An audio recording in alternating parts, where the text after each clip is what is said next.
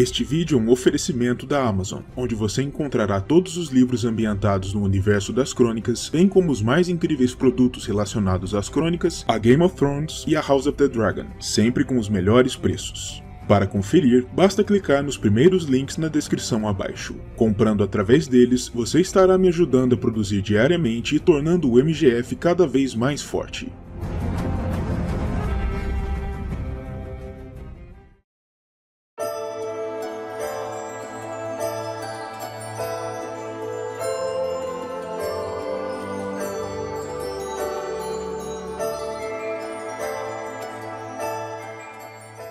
No início havia o nada, e apenas Eru Ilúvatar, o deus Uno, existia.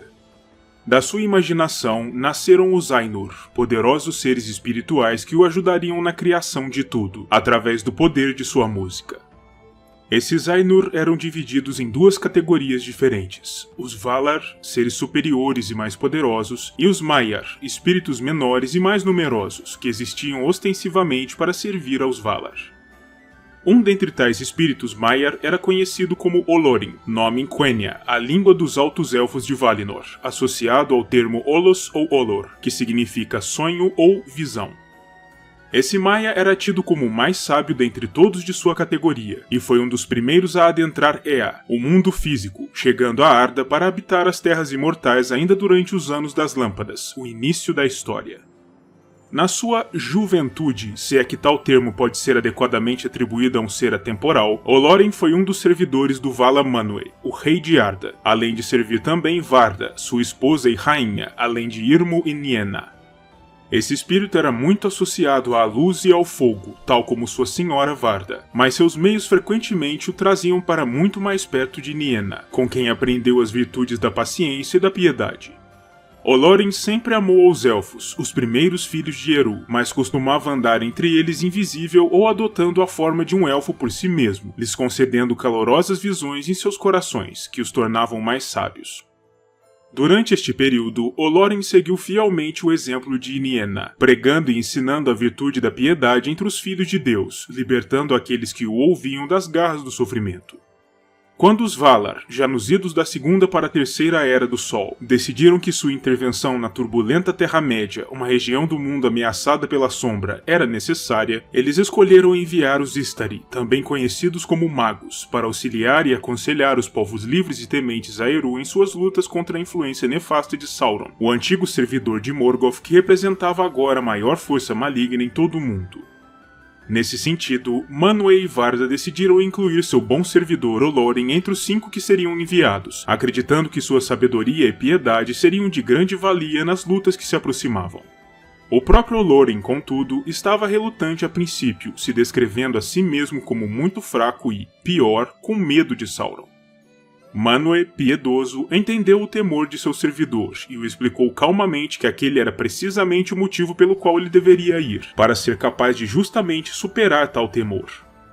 Além disso, o Um Anel, a maquinação cruel de Sauron, presumivelmente ainda existia, não tendo sido destruído por Isildur no final da Guerra da Última Aliança, e portanto precisava ser encontrado e neutralizado antes que pudesse ser usado para propósitos malignos uma vez mais. E naturalmente, os Valar precisariam de servidores com os quais pudessem contar sem ressalvas para dar cabo de tão importante missão. Manwë insistia que Olorin deveria ser enviado como o terceiro dos 5, mas Varda o convenceu a adiantar seu envio, como o segundo, e assim o rei de Arda preparou a partida dos magos desde as Terras Imortais. Olorin chegou à Terra-média por último, mais ou menos no mesmo momento em que o Necromante, uma misteriosa e sinistra figura, surgia nas cercanias de Treva-mata. Olorin, tal como os outros 4 magos, assumiu a imagem de um homem velho, com longos cabelos e longa barba, pois de acordo com a crença dos Valar, isso os tornaria mais acessíveis aos povos da Terra-média, lhes conferindo um ar mais sábio e, ao mesmo tempo, menos ameaçador. Ele assumiu a forma de um idoso com longas vestes cinzentas, e tinha por costume perambular pelo mundo, aconselhando a todos aqueles dispostos a lhe dar ouvidos. Quando chegou aos Portos Cinzentos, Olorin foi bem recebido pelo elfo Glorfindel, um antigo amigo de Valinor que havia sido enviado à Terra-média mais cedo, com a mesma missão, e por Círdan, o Elfo dos Portos, um dos habitantes mais antigos da Terra-média e portador do Anel do Fogo, Narya, que sentiu em Olorin uma grande emanação de poder e força, apesar de sua aparência física debilitada e frágil, e por isso lhe concedeu a posse de Narya, prevendo as futuras lutas que aquele homem empreenderia contra as forças malignas. Círdan também lhe estendeu um juramento, se comprometendo a ajudá-lo com seus esforços futuros.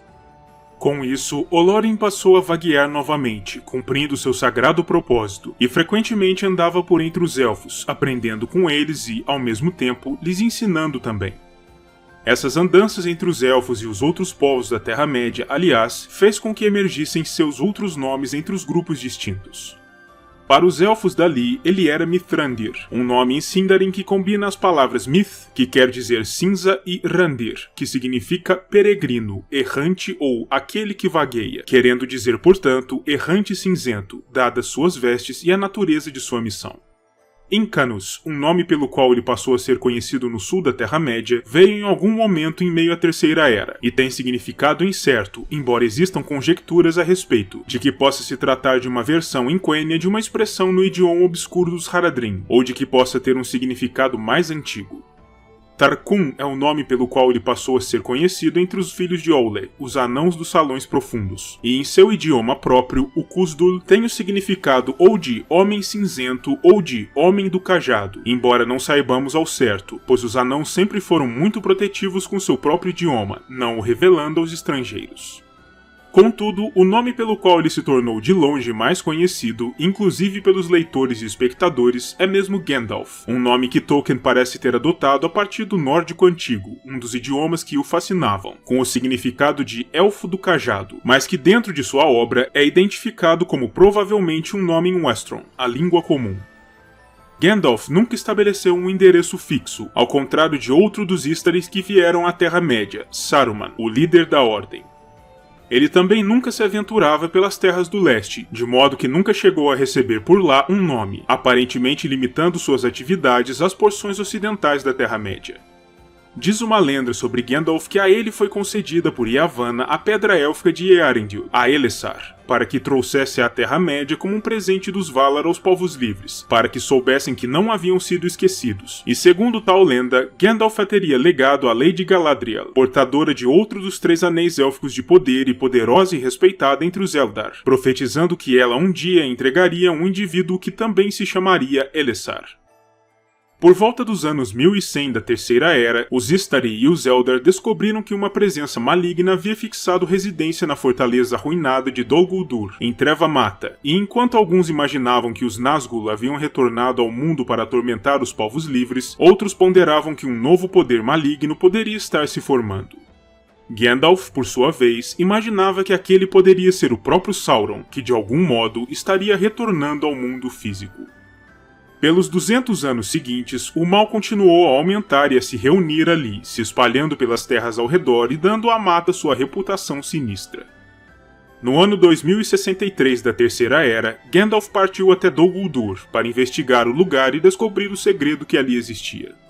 Contudo, isso não foi possível, pois o necromante escapou antes que Gandalf pudesse interceptá-lo, prevenindo que fosse identificado.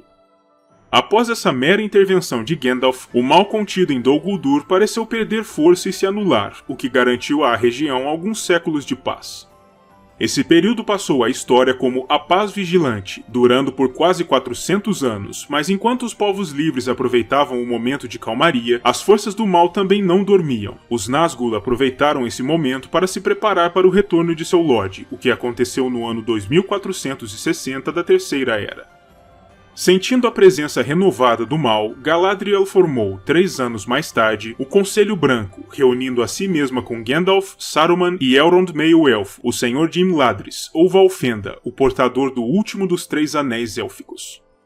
Galadriel desejava que Gandalf fosse o Senhor do Conselho, mas este recusou, não desejando adotar uma posição que o limitasse, querendo conservar sua independência, e Saruman tomou a posição em seu lugar, devido aos seus vastos poderes e conhecimentos. Contudo, existia ali uma sombra de cisânia, pois Saruman temia a Gandalf, a quem via como uma ameaça, e tal temor ensejaria problemas profundos no futuro. Durante seus anos de andanças pela região de Eriador, Gandalf conheceu e se tornou próximo ao povo dos Hobbits, dentro de seu próprio país, conhecido como O Condado.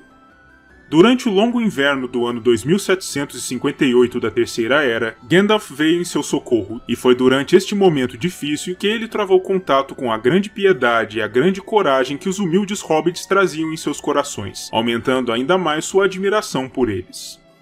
Ele naturalmente depois seguiu seu caminho, mas ainda assim, sempre retornava ao condado para rever seus amigos, participando dos festivais de meio de verão organizados pelo velho Tuk, nos quais encantava os jovens hobbits com seus fogos de artifício e histórias sobre dragões, goblins e princesas.